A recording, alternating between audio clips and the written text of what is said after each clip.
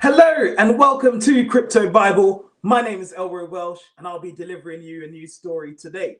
Now, before we get into the story, please give me a like, subscribe to the channel, and click the notification bell so you don't miss any other episodes from us. Now, we've got a really interesting story today. It's talking about the widow of a Bitcoin entrepreneur. Now, the Bitcoin entrepreneur passed away and he actually gave his money in his will to his wife.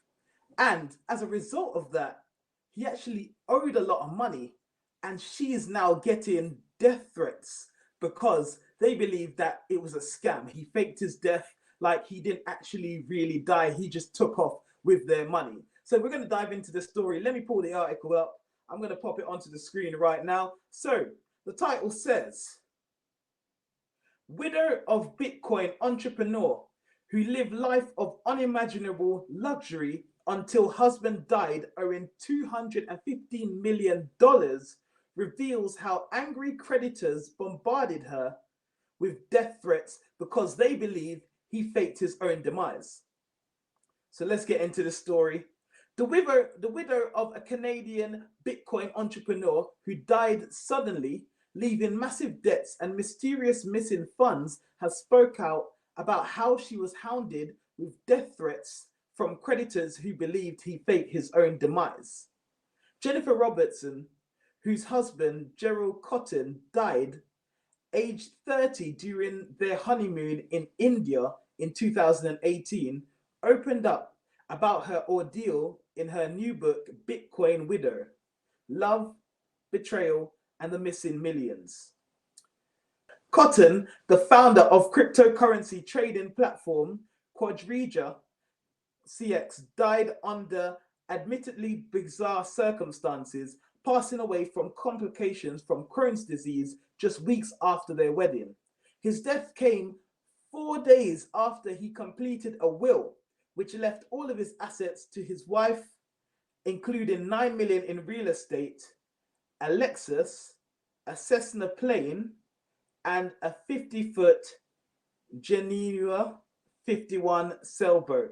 Now, I don't know if I pronounce all this stuff right because I haven't got any of these items, but obviously she was left a Lexus, a plane, a sailboat, and $9 million in real estate.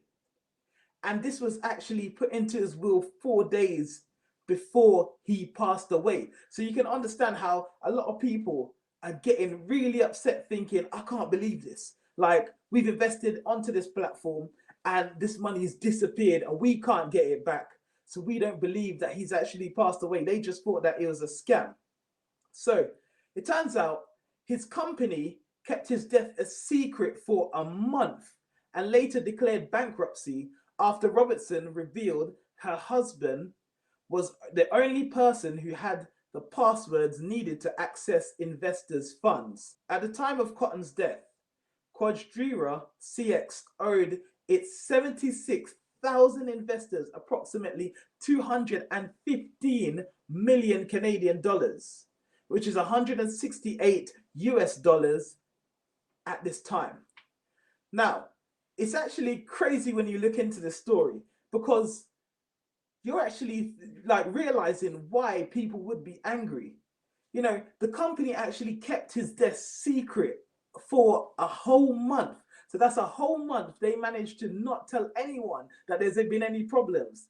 And he's passed away and he's the only one with any access to any of these funds. But they've kept it secret. They didn't let anybody know. And now all this money, all of his assets have gone over to his wife. So this is why people are messaging his wife, giving her death threats and things like that, because they're trying to get their money back somehow. Canada's biggest securities regulator ruled that Quadriga CX collapse was due to a Ponzi scheme operated by Cotten, and conspiracy theories abounded that he had faked his own death and absconded with the funds.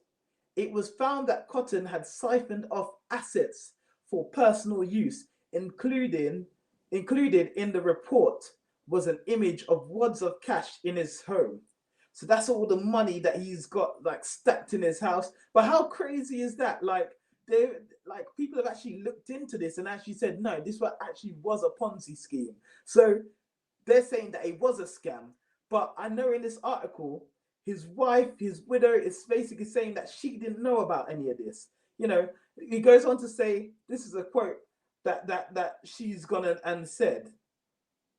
She's actually said, I should not have been surprised. I suppose that the story of Quadriga's missing millions would generate a media frenzy. So she was saying that, like she shouldn't have been surprised, but like it was something that was surprising to her. But she was saying, but I was still shocked to be targeted as someone who should be tortured and then murdered in various horrific ways. I know some were just venting, but others seemed deadly serious. Robertson said that furious Quadriga users, unable to withdraw the funds they were owed, stalked her relentlessly, flooding her with death threats in phone calls, emails, and messages on social media and her family members. Or money or violence. You choose, Jen, one wrote. Another wrote, I'm going to take one for the team and kill Jen. One said that Robertson deserved to be waterboarded for hours, then crucified, while others threatened to kill her father and even her dogs. She said, I became too frightened to even venture outside. That is crazy. That's absolutely crazy. So, like when we're looking at the story now, there's a lot of parts to it. So we can see that she didn't have any clue of what was going on. She was actually surprised to find out that her husband had been doing all of this stuff, creating a Ponzi scheme, and like been getting money this way. But then he's left all the assets to her, and people have found out later because obviously the company has left it a whole month before they've actually told any of these investors that he's passed away. And then now it's coming to light, so people are angry. And you can imagine, we're not talking about hundreds, we're not talking about thousands, we're talking about millions. That's 215 million. That's like tons of investors coming in there, putting their money in, thinking that they're going to earn some money and get rich. And then now it's all gone and they can't withdraw it. Let's get back into the story.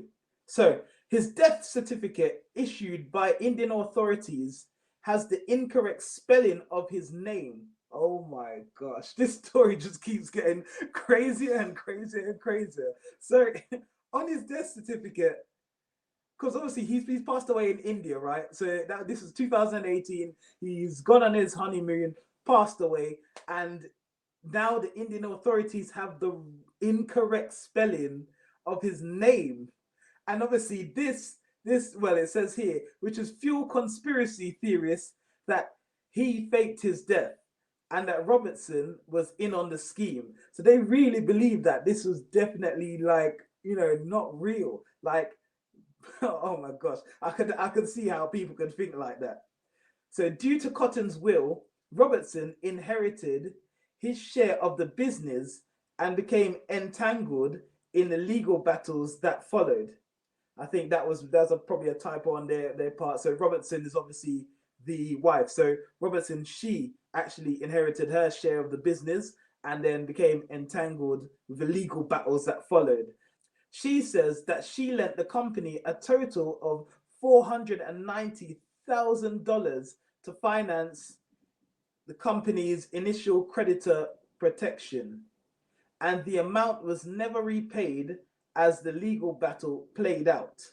So another quote that she put in here is, it took me longer than many others to appreciate the extent of Jerry's deceit. Like much of the world, I learned about Jerry's fraud incrementally, Robertson wrote. It morphed, at first slowly and then suddenly, into a torrent of doubt that became an inexorable flood of accusation and finally a tidal wave of irrefutable evidence that almost swallowed me whole, she added. Wow, this is crazy. This is a crazy story.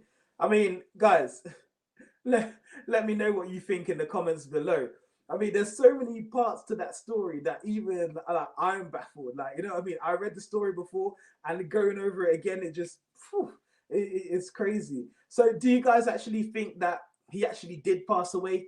Do you think that it was legit? Do you think it was real? Do you think it was actually a scam all along? Because we've seen that people who are looking over it have said that they believe that it was a Ponzi scheme. I mean, he passed away in India just on the day after his honeymoon, and his death certificate has got the wrong information on it. It's spelled incorrectly. Then he's just done his will 4 days before he's passed away. So I mean, there's so many things to it that it just sounds completely crazy. But let us know what you think. We just delivered the news here at Crypto Bible. And remember, if you like this video, please give me a thumbs up, like the video, subscribe to the channel, and make sure you click that notification bell so you don't miss any other episodes from us. Thank you very much for coming with us and listening to the news today, and we'll bring you some more, and we'll see you soon. Thank you very much.